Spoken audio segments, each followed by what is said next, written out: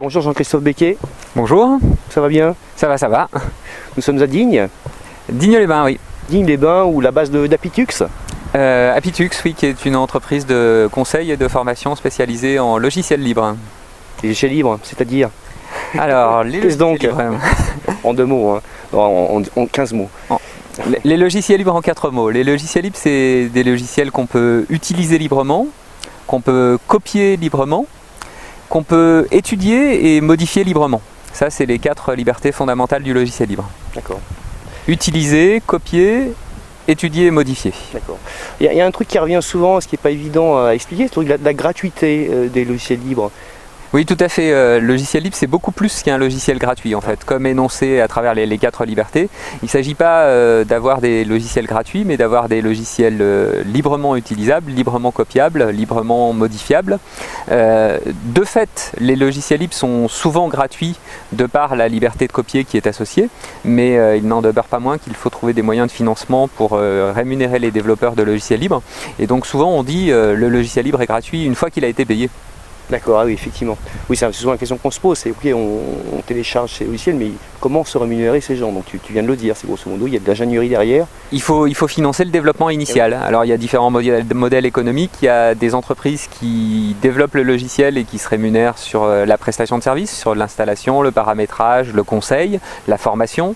Il y a des entreprises qui amènent leurs clients à mutualiser des développements, par exemple dans le domaine des collectivités locales.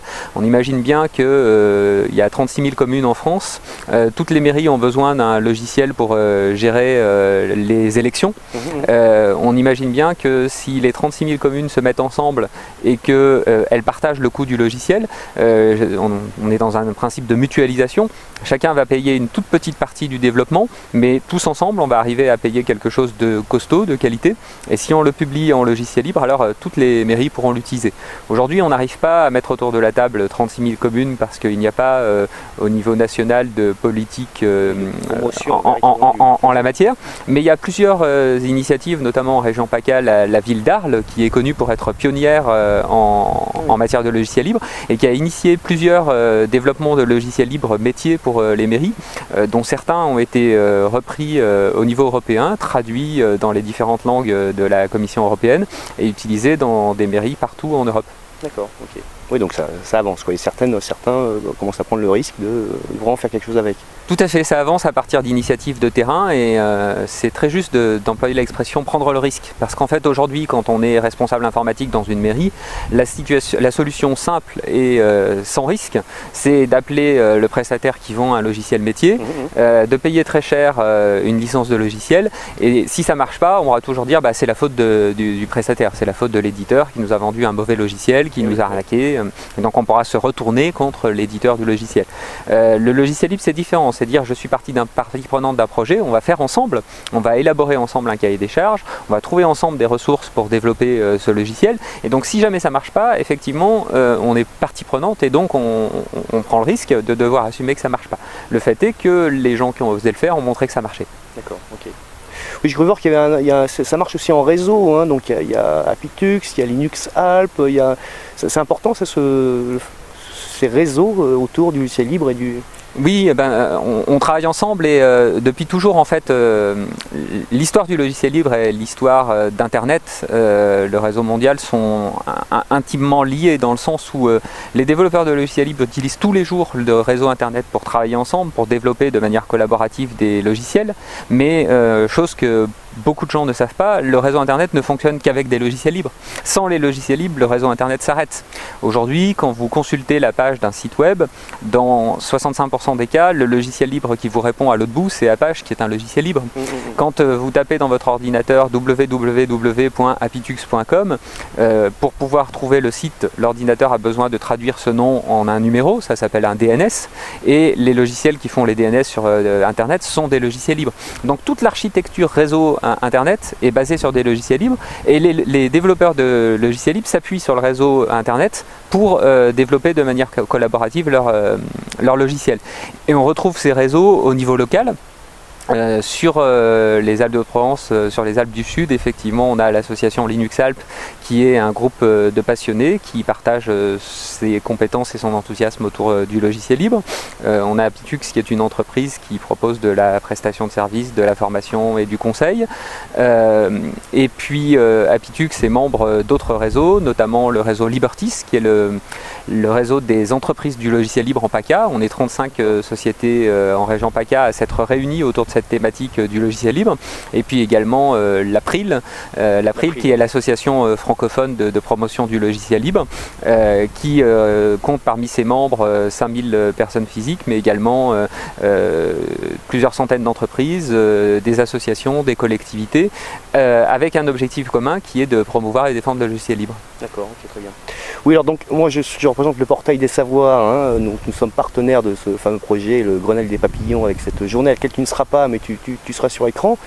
Journée qui est dans le cadre du mois de l'économie sociale et solidaire, donc déjà là, dans ce que tu viens de dire, il y a déjà des liens évidents avec l'économie sociale et solidaire, hein, mutualisation, échange, partage, travailler à plusieurs pour travailler mieux peut-être, je sais pas.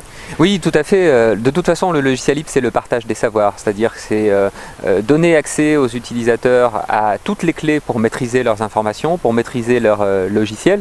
Ça ne veut pas dire que tout le monde doit devenir technicien. Ça veut dire que si demain je veux modifier mon logiciel, j'ai pas forcément besoin de devenir développeur. Mais si je souhaite modifier mon logiciel, je vais pouvoir choisir mon développeur. Je ne vais pas être prisonnier d'une entreprise monopolistique qui seule peut modifier le logiciel pour l'adapter à mes besoins et qui donc ne le fera que si elle y trouve un intérêt financier ou autre. Mais dans le cas d'un logiciel libre, même si je n'ai pas la compétence pour modifier le logiciel, je vais pouvoir choisir mon entreprise, je vais pouvoir choisir mon développeur et je vais pouvoir choisir mon modèle économique pour faire évoluer mon logiciel. Et quant à l'utilisation un peu lambda, on va dire citoyenne des systèmes Linux, on fait que nous portail, on est en contact avec un public, on va dire senior. Tu me disais limite c'est plus évident pour quelqu'un qui n'a jamais eu de contact avec l'informatique d'utiliser un système Ubuntu, puisqu'il n'y a pas d'habitude par ailleurs, quoi, ça me fait ça. Tout à fait, c'est beaucoup plus difficile de changer par rapport à des habitudes existantes quand on a appris à l'école, quand on a 10 ou 15 ans d'expérience sur un logiciel propriétaire. Eh bien, ça demande un effort important de se former sur des nouveaux outils, de changer d'outils. C'est quelque chose qui est profondément humain, la résistance au changement. On est tous pareils, on n'aime pas changer nos petites habitudes. Et comme l'ordinateur a pris une place extrêmement importante sur nos bureaux, pour la messagerie, pour les documents bureautiques, eh bien, le fait de devoir changer d'outil demande des efforts importants, demande de la formation. Et pour moi d'ailleurs, la clé pour obtenir l'adhésion des gens, pour conquérir l'adhésion des gens, c'est de communiquer sur les enjeux et non pas sur la technique. Les logiciels libres, c'est pas une problématique technique, c'est une problématique éthique de rapport à l'information et de rapport au savoir. Ensuite, effectivement, pour une personne qui n'a jamais utilisé d'informatique, aujourd'hui les interfaces système logiciel libre ont atteint un niveau de convivialité. Elles sont traduites en français, elles sont graphiques, elles sont conviviales, elles sont ergonomiques. Et donc à ce titre, je peux citer deux exemples. Effectivement, l'exemple des personnes âgées dans les ERIC, c'est le cas chez vous, c'est le cas également près de chez nous à l'ERIC de Pépin, où Philippe Declercq fait des ateliers de sensibilisation aux nouvelles technologies avec des seniors, en utilisant le système Ubuntu Linux. Et ils ne sont pas du tout déroutés, ils sont même très enthousiastes à l'idée de découvrir ces systèmes.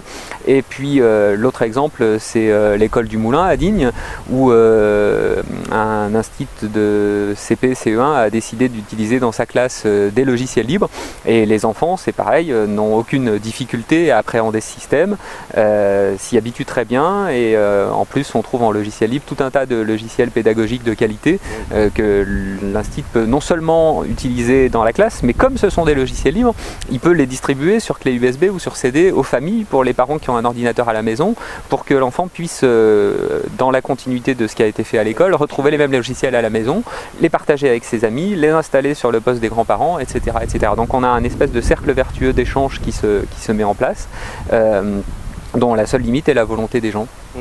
D'accord. Alors pour en revenir à ce fameux partenariat, le Grenelle des papillons, qui tourne autour, on va dire, de nouvelles technologies, du développement durable, éco-gestes, je te disais un petit peu, ce qui n'est pas évident, c'est de dégager, avec plusieurs structures comme ça, hein, un lien commun, quoi. Et finalement, tu parlais de la maîtrise d'information, que c'est peut-être le cœur peut-être de cette relation qui est déjà en route, on va dire. Effectivement, parce qu'on est dans des problématiques qui sont des problématiques militantes autour de l'environnement, autour de la citoyenneté. Et l'enjeu du logiciel libre, c'est vraiment ça, c'est vraiment de retrouver la maîtrise de son information. Quand on souhaite faire de la sensibilisation, quand on souhaite communiquer sur des informations sensibles, ce qui est très important, c'est de maîtriser son information. Et pour maîtriser son information, la seule solution, c'est d'utiliser des logiciels libres. Okay. Écoute, merci Jean-Christophe, je crois qu'on a fait le tour de la question. Enfin, pas encore, mais enfin, on se reverra. Merci Evelyne à la caméra, merci beaucoup.